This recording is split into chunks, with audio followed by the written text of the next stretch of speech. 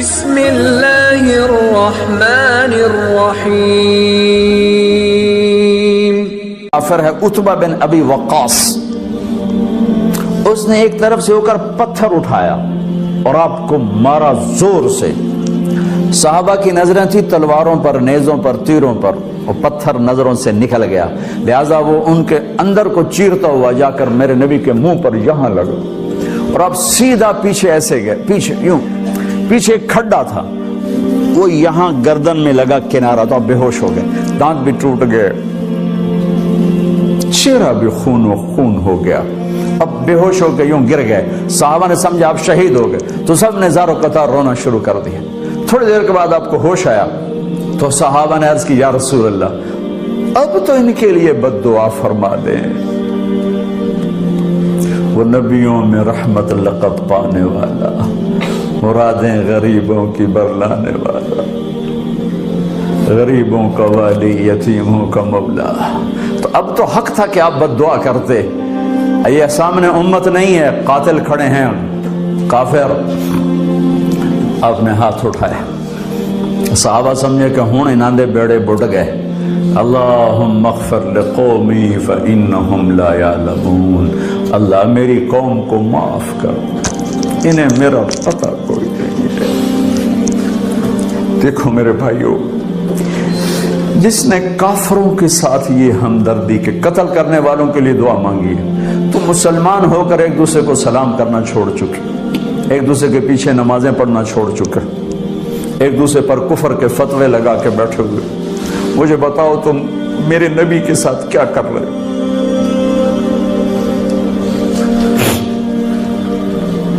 وہ تمہیں فرقوں میں بانٹ کر گئے تھے یا امت بنا کر گئے تھے؟ کیوں اس نادان کھیل میں اپنی زندگی برباد کرتے ہو؟ کیوں نہیں مسلمان بن کے رہتے ہو؟ اس امت میں اختلاف شروع سے ہے، ہمیشہ رہے گا، یہاں تک نہ جاؤ کہ ایک دوسرے پر کفر کے فتوے۔ جنت میں کون جائے گا؟ سنیوں نے کہا وہابی کافر، وہابیوں نے کہا سنی کافر، بریلیوں نے کہا دیوبندی کافر، دیوبندیوں نے کہا بریلوی کافر، شیعہ نے کہا سنی کافر، سنی نے کہا شیعہ کافر، جنت میں کون جائے گا؟ کچھ تو بھائیو میرے نبی کی محنت کی قدر کرو۔ میرے نبی تو غیروں کو اپنا بنانے آئے تھے، ہم نے اپنوں کو غیر بنا دیا۔ جو نفرت کی آگ وہاں بھڑک رہی ہے، یہاں مت بھڑکاؤ۔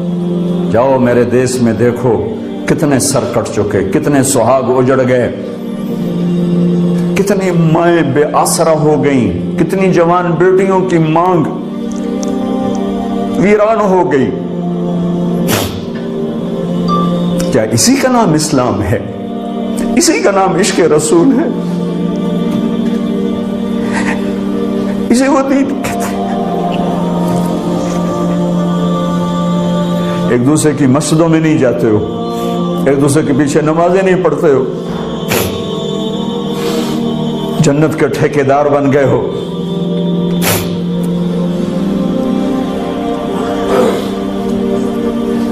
میرے نبی تو عبداللہ بن ابی کا جنازہ پڑھانے کھڑے ہو گئے تھے،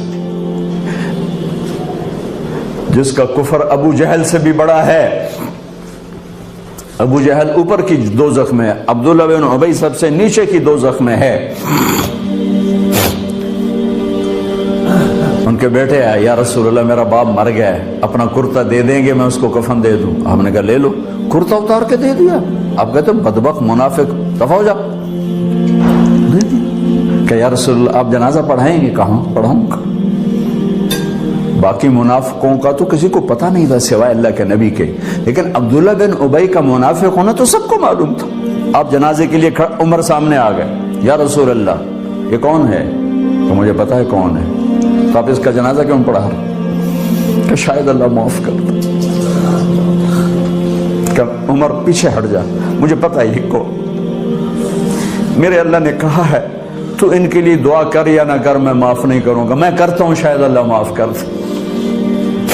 پھر فرمایا کہ میرے اللہ نے کہا اگر تو 70 دفعہ بھی ان کے لیے دعا کر تو میں معاف نہیں کروں گا۔ اگر میرا اللہ کہتا اے میرے محبوب اگر آپ 70 دفعہ اس کے لیے دعا کریں گے تو میں معاف کر دوں گا، تو میں اس کم بخت کا 70 دفعہ جنازہ پڑھا دیتا۔ مجھے بتاؤ تم کہاں سے یہ دین لے کر آئے ہو جس میں تم فرقوں میں بٹ گئے ہو، نفرتوں کی آگ تم نے لگا دی ہے، یہ کہاں سے اسلام آیا ہے؟ میں تمہیں اللہ اس کے رسول کا واسطہ دیتا، امت بن کے رہو، مسلم بن کے رہو، کوئی گنجائش نہیں، اپنے اپنے عقیدے پر پکے رہو، دوسرے کے لیے گنجائش رکھو۔ کیوں اس قدر ظلم و ستم ڈھائے ہوئے ہیں؟ میں نیا تبلیغ میں گیا، کالج سے نکلا، ہماری جماعت ایک گاؤں میں گئی، ایک مسجد میں، تو امام صاحب آئے، ہمیں ماں بہن کی گالیاں دی اور ہمارے بستر اٹھا کے باہر مسجد دھوو، کتے اندر واڑا ہے۔ میں حیران پریشان، میں تو کوئی نہیں جانتا تھا کہ مذہب کیا ہوتا ہے، فرقے کیا ہوتا ہے، میں تو کالج میں گانے والا تھا، ناچنے والا تھا، جنید جمشید کی طرح، مجھے تو دین کا پتہ تبلیغ سے پتہ چلا۔ میں حیران پریشان کہ یہ مولانا صاحب کہہ رہے ہیں کہ یہ گستاخ رسول ہیں، اور مسجد دھو دو باہر کھڑے ہو، یہ مسجد میں کھڑے ہو کر ماں کی گالی دے رہے ہیں، بہن کی گالی دے رہے ہیں، تو پھر معیار دین کیا ہے؟ اتنی نفرت، اس قدر دوریاں۔ اگر ہم کافر تھے تو ہمیں گلے سے لگاتے، ہمارے نبی کی طرح ہمیں کھانے کھلاتے، ہمیں پانی پلاتے، پھر ہمیں بات سمجھاتے، لیکن ماں بہن کی گالیاں، مسجد میں کھڑے ہو کر، امام مسجد۔ ہم پنجاب کے زمیندار ہیں، گالی دینا ہماری سرشت میں ہے، لیکن مسجد میں کانپ جاتے تھے کہ کسی کو الو کا پٹھا بھی کہہ دیں۔ ہمارے بزرگ بڑے بھی بہت گالیاں نکالتے تھے، لیکن مسجد میں کسی کو جرت نہیں ہوتی تھی کہ وہ میرے والد مرحوم خود بہت غصے والے بڑے سردار آدمی تھے، تو تھوڑی تھوڑی بات پہ مار پٹائی گالیاں، لیکن میں نے نہیں اپنے باپ کو مسجد میں سنا غصے میں بھی کسی کو گالی دیتے ہوئے۔ ماں بہن کی گالیاں نکالو، اور ساتھ یہ کہہ رہے ہیں کہ یہ گستاخ رسول ہیں، ہم یہ کافر ہیں، ان کو نکال دو، کتے آ گئے، مسجد دھوو۔ میرے نبی کے دور میں تو کافر آ کے مسجد میں رہتے تھے۔ میرے بھائیو، جو میں عرض کر رہا ہوں، میں اپنا دکھڑا بیان کر رہا ہوں، اس کی سنگینی کو سمجھو۔ یہ پاؤنڈ ڈالر نہیں بچائیں گے جب ہم آپس میں ٹوٹ جائیں گے۔ اللہ نے مجھے دنیا میں پھرنے کا موقع دیا، بار بار دیا، اسی تبلیغ کے سلسلے میں۔ سب سے زیادہ میں اسپین میں جا کے دکھی ہوا، اور میرا دکھ یہ نہیں تھا کہ ہماری یہاں 800 سال حکومت تھی اور ختم ہو گئی، میرا دکھ یہ تھا، میں اس پہ رویا مسجد قرطبہ میں، کہ جس وجہ سے اسپین تباہ ہوا وہ ساری وجہ میرے دیس پاکستان میں موجود ہے اس وقت، اور ہوش نہیں ہے کسی کو۔ مذہب پر لڑائی، سیاست پر لڑائی، دین پر نفرت، سیاست پر نفرت، قوم پہ نفرت، صوبے پہ نفرت، پیشے پہ نفرت، نفرت نفرت نفرت۔ میرے نبی نے پوچھا اسلام کا سب سے مضبوط عمل کیا ہے؟ صحابہ نے کہا نماز، آپ نے کہا نہیں۔ صحابہ نے کہا جہاد، آپ نے کہا نہیں۔ صحابہ نے کہا روزہ، آپ نے کہا نہیں۔ صحابہ نے کہا حج، آپ نے کہا نہیں۔ کہ یا رسول اللہ پھر آپ بتائیں؟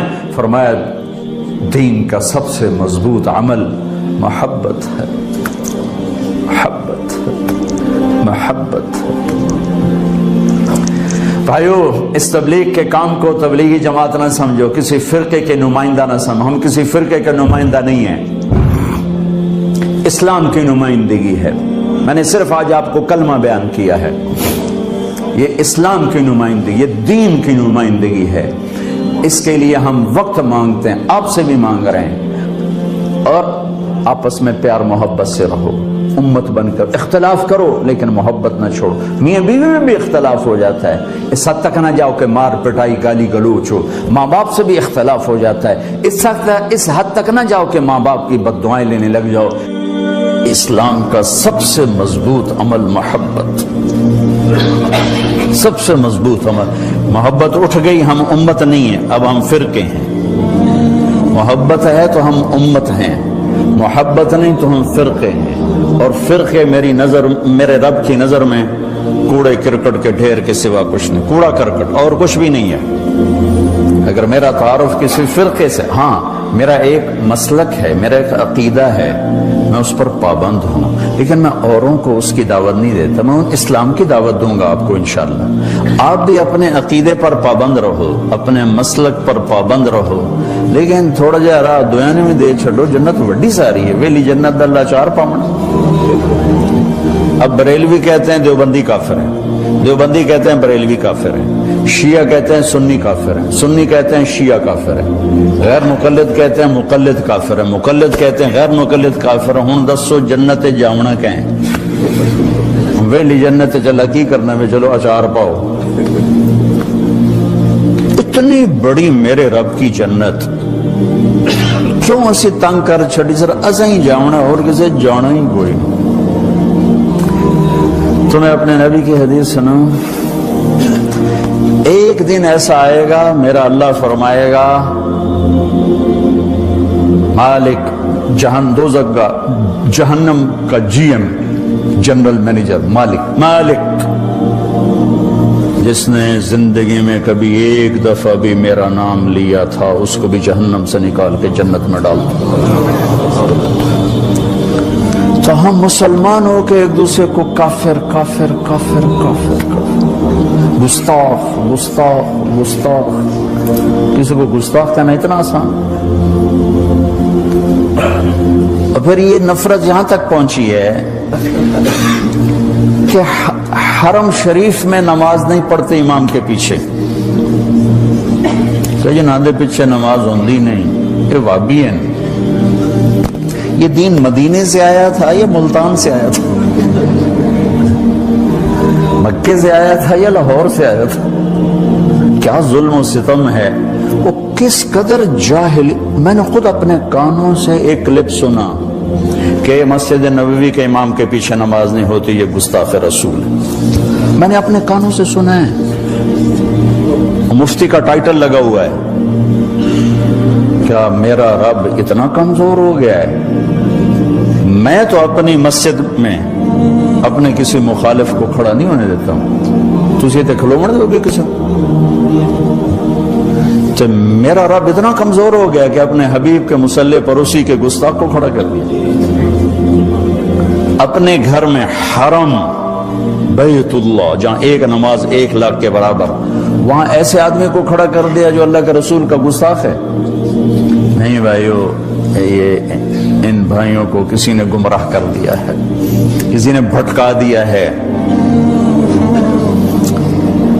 اس لیے میں ہاتھ جوڑا کرتا ہوں نوجوانوں سے آپ سے کہ خود قرآن پڑھو، خود قرآن پڑھو، خود قرآن پڑھو، چونکہ ترجمے موجود ہیں، ہر زبان میں قرآن کا ترجمہ موجود، پڑھو تو صحیح۔ میرا رب کی آنکھی جانتا، کھول کے نہیں دیکھتے ہو۔